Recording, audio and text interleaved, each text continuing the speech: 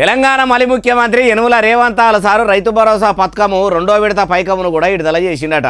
మొన్ననేమో ఎకరం అన్నారు, ఇప్పుడు ఎన్ని ఎకరాలు ఉన్న రైతులకు రెండో విడత కింద చేసే పైకం పడతాయి, మొత్తం పైకం ఇంకెన్ని దినాలకు పడతాయి, ఏం కథ అంటే అన్ని ముచ్చట్లు ఆడదాకనేమో జరుచుకుందాం పరి.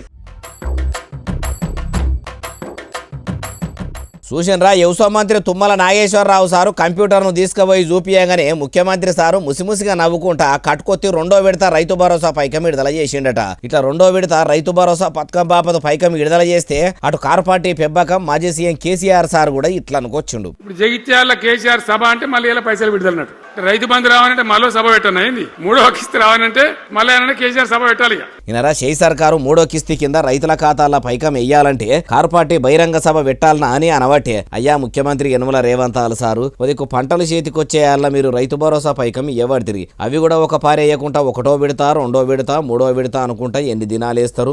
ఒక పారే అన్నదాతలకు పైకమంతా పడ్డా ఏమన్నా అప్పులన్నా కట్టుకుంటారు. ఇట్లా 6,000 ఇచ్చుకుంటా పోతే వాళ్ళకి పైకం ఎందున కాకుండా అవుతుంది కదా. జరా యుగురంతోనే పైకమంతా రైతుల ఖాతాల జమ చేస్తే బాగుంటది అంటుర్రు ఈ ముచ్చటిన్నోళ్ళు.